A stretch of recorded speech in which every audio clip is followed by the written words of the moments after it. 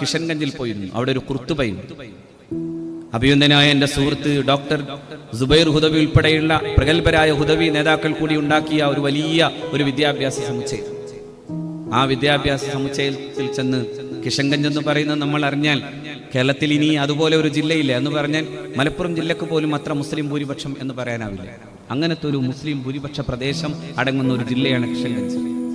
ആ കിഷൻഗഞ്ചിലെ MP മുസ്ലിമാണ്, panchayat member മുസ്ലിമാണ്, അങ്ങനെ തുടങ്ങിയ എല്ലാവരും മുസ്ലിങ്ങളാണ്.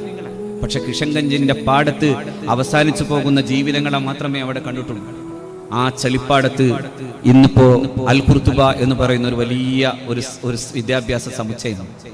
ഞാൻ അവിടെ ചെന്ന് അവിടുത്തെ കുട്ടികളുമായി ഇന്ററാക്ട് ചെയ്തു. ഞാൻ ചോദിച്ചു, നിങ്ങൾക്ക് സമസ്തയെ അറിയോ? അവർ പറഞ്ഞു അറിയും.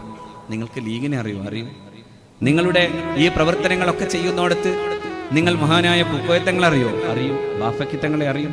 നിങ്ങളുടെ ലക്ഷ്യം എന്താണ്? ഒരു കുട്ടി പറഞ്ഞു, എനിക്ക് കേരളത്തിലെ മുസ്ലിങ്ങൾ എങ്ങനെ പരുവപ്പെട്ടുവോ അതുപോലെ പരുവപ്പെടാൻ വേണ്ടിയുള്ള പ്രവർത്തനങ്ങളുമായി മുന്നോട്ട് പോകണം. അതാണ് ആ ലക്ഷ്യമാണ് അവരെല്ലാം ആഗ്രഹിക്കുന്നതെങ്കിൽ ഇവിടെ നിന്നാണ് തുടങ്ങിയത്.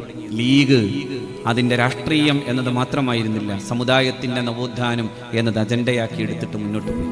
അതിൻ്റെ വലിപ്പം നമ്മൾ അനുഭവിക്കുന്നു, ആ സ്വാസ്ഥ്യം നമ്മൾ ഇന്ന് അനുഭവിക്കുന്നു. അല്ലാഹു റബ്ബുൽ ഇസ്സത്ത് തുടർത്തട്ടെ എന്ന് ദുആ ചെയ്യുക. രാഷ്ട്രീയത്തിൻ്റെ ഏതെങ്കിലും ലക്ഷ്യങ്ങളല്ല, സമുദായത്തിൻ്റെ മുന്നേറ്റത്തിന് ഇത് പാകപ്പെടണം.